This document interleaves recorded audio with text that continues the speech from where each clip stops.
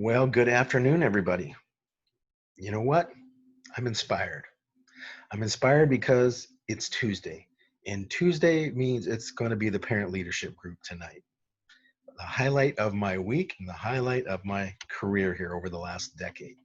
Why? Because I get to gather with a bunch of other parents who are truth seekers, who are willing to dig deep and stand before some of the greatest wisdom that's ever existed on our planet and learn, right? What better place to be? So that starts really soon. But I'm also inspired because, as usual, I have spent some time with some parents here in this past week. And uh, I feel like right now, while the iron's hot in my mind and in my heart, I need to address this with you and with parents who say something like this: John, I'm so frustrated. I have made so many attempts uh, to help my son or daughter, to help my child, to help my teen get connected with resources. I have taken them here and taken them there, and whatever I take them to, they're not interested.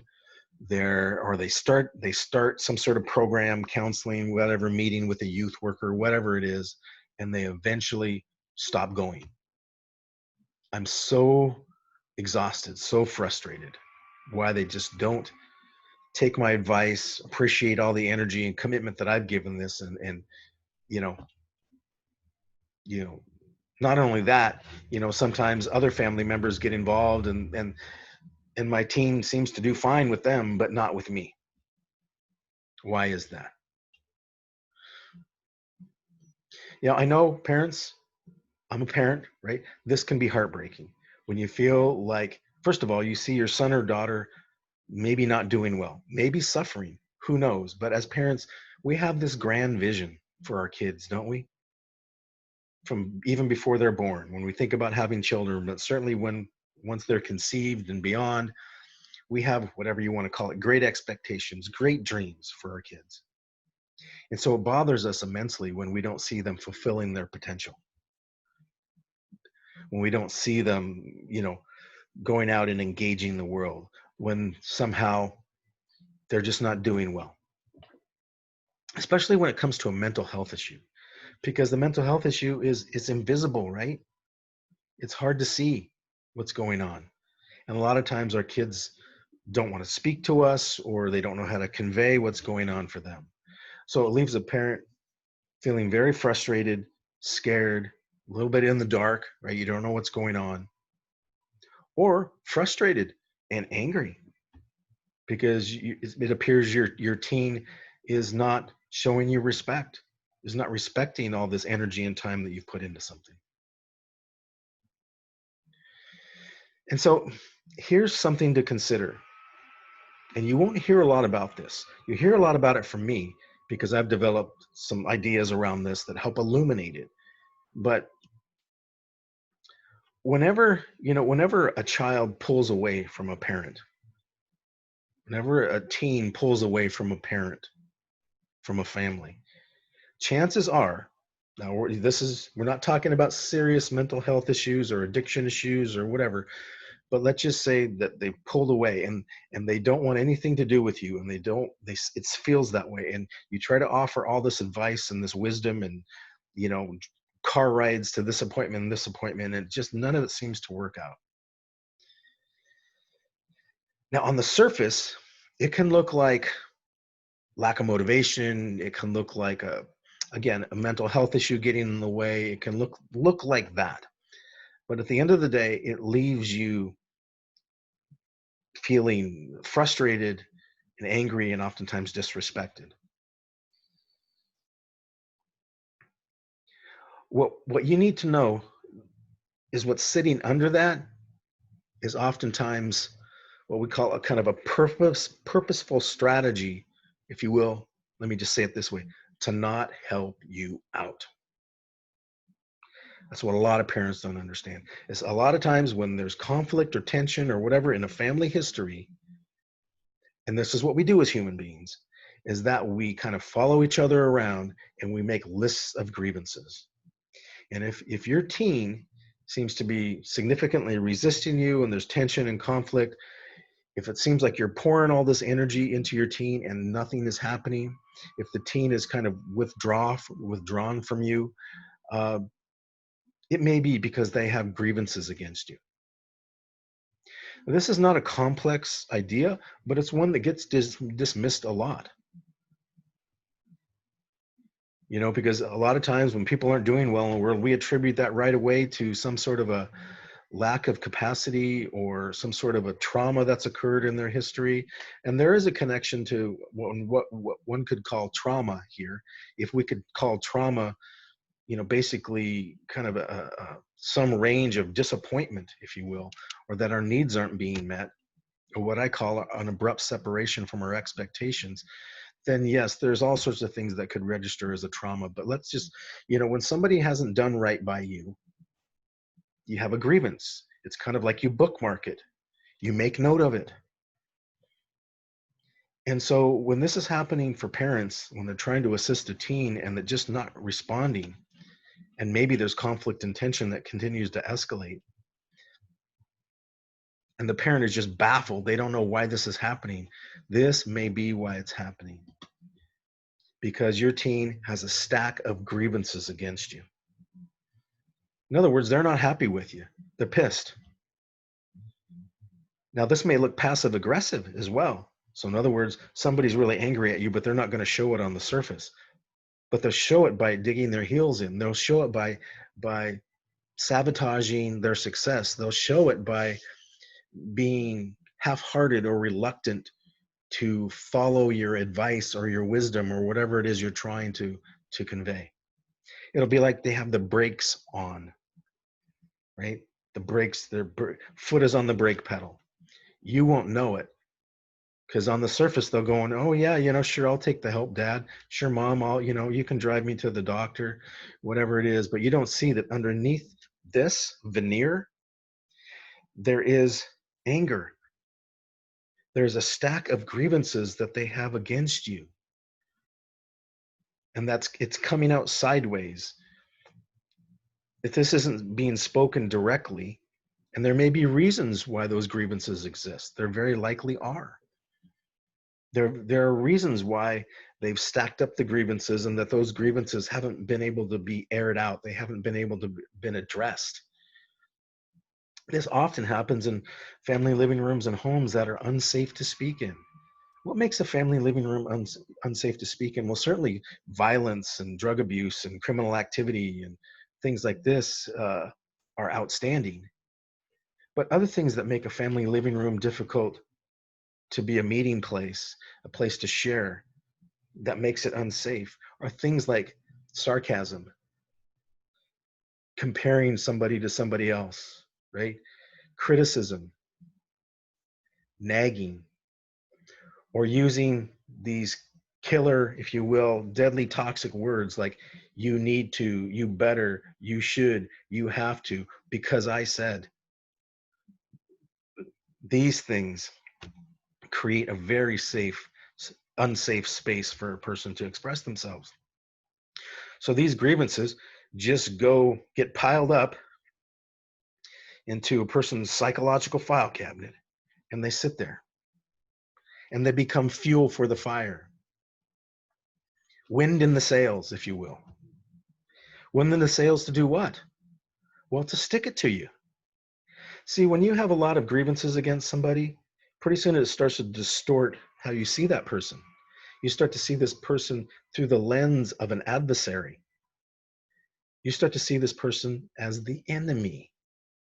And so now here we've got a parent who's trying this, and this, and saying this, and sharing all their wisdom. And it could be good advice. But guess what? Now because you're an enemy, your advice will get immediately dismissed.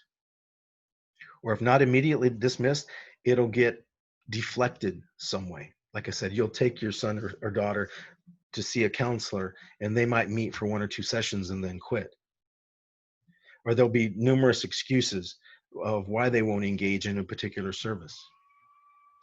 But at the end of the day, parent, you will have invested a ton of time and energy, and you will be completely exhausted. And then when your son or daughter refuses to engage in all this, stuff that you've done for them, that's going to further frustrate you and also feel like some heartbreak for you. And you're going to have this question that so many parents have: what the heck is going on? I've done all this and I've done all this, and my son or daughter keeps saying I hardly do everything for them. Well, why do you think that is? Why do you think it's important for them to create the appearance that you haven't done anything for them? you know but this is the thing, parents. This is a little nasty game of tit for tat, eye for an eye, tooth for a tooth, live by the sword, die by the sword. This is an immature way of thinking, but it's very deadly. We know this, but we do it all the time as human beings. In other words, it's called getting revenge, sticking it to somebody. You hurt me, so I'll hurt you. You made my life hell, so I'll hurt you. You know what? I can't even tell you how many times, literally dozens, if not hundreds of people that I've counseled over the years who will actually admit this. They'll admit it to me, but they won't admit it to anybody else. Admit what, you say? That they're sticking it to people.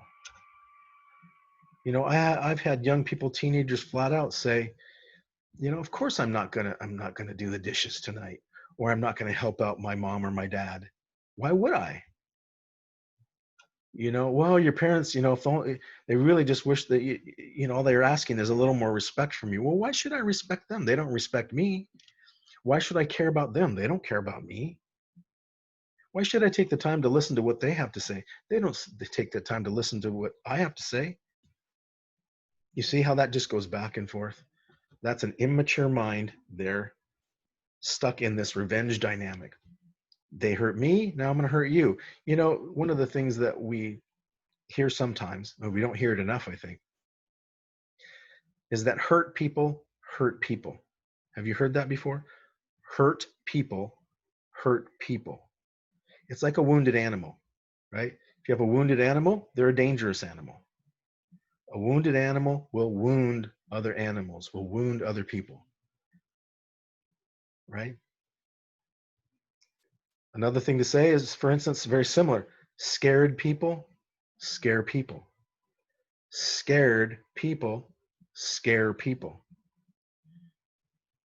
So somebody who's really insecure and frightened will be controlling and dominating and even physically abusive, but they will be scary.